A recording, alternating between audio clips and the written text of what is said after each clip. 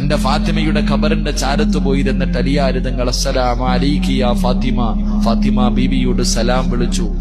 അവിടെ അലിയാര് തങ്ങൾ ഫാത്തിമ ബീവിയുടെ ഖബറിന്റെ ചാരത്ത് പോയിരുന്ന് സലാം പറഞ്ഞു. സലാം അടക്കുന്നില്ല. അലിയാര് തങ്ങൾ ചോദിച്ചു, ഫാത്തിമ എന്നോട് പിണങ്ങിയോ ഫാത്തിമ?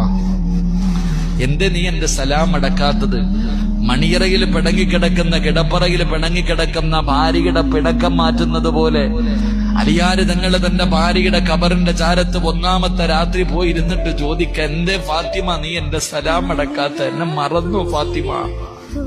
വീണ്ടും സലാം പറഞ്ഞു. സലാം അടക്കണില്ല. അലിയാര് തങ്ങൾ ചോദിക്ക, എന്തേ നീ എന്നോട് പിണങ്ങേ? മടക്ക് ഫാത്തിമ, എന്നെ മറന്നു പോകല്ലേ ഫാത്തിമ? രണ്ടാമതും സലാം പറഞ്ഞിട്ട് മടക്കാതെ വന്നപ്പോ അലിയാര് തങ്ങൾ ഫാത്തിമ ബീവിയുടെ ഖബറിന്റെ മുകളിൽ കൈവച്ചിട്ട് ആ ഖബറിനോട് ചോദിച്ചു, അലിയാര് തങ്ങൾ ഖബറെ, എന്റെ ഫാത്തിമയുടെ വിശേഷമെന്താ? എന്റെ ഫാത്തിമയുടെ വിശേഷമെന്താ? എന്റെ ഫാത്തിമ ആരെന്നറിയോ? എന്റെ ഫാത്തിമ ആരെന്നറിയോ?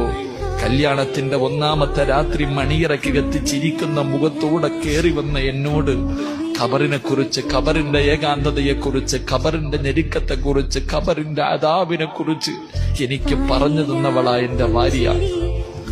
എന്റെ മണിയറയിലിരുത്തിയിട്ട് ഈ മണ്ണറ മണിയറയാക്കാൻ മുസല്ല വിരിച്ചിട്ട് നിസ്കരിപ്പിച്ചവളാ ഫാത്തിമ. ആ ഫാത്തിമയാണ് നിന്റെ വയറിന്റെ അകത്ത് കിടക്കുന്നത്, ഈ ഖബറിന്റെ അകത്ത് കിടക്കുന്നത്. എന്റെ ഫാത്തിമയുടെ വിശേഷമെന്ത് എന്ന് ഖബറിന്റെ ചാരത്തിരുന്ന് കരഞ്ഞുകൊണ്ട് ചോദിച്ചു എന്ന് ചരിത്രം പറയുമ്പോ, എന്റെ പ്രിയപ്പെട്ട സഹോദരങ്ങളെ, ജീവിതമെന്ന് പറയുന്ന ഇതിനാ മക്കളെ. അതുകൊണ്ട് എന്റെ പ്രിയപ്പെട്ട ഉപ്പമാരോട് ഉമ്മമാരോട് പറയുകയാ, റസൂലുള്ളാഹി സ്വല്ലല്ലാഹു അലൈഹി വസല്ലമ തങ്ങൾ പറഞ്ഞു, ഇതുപോലെ വേണം നിങ്ങളുടെ മക്കളെ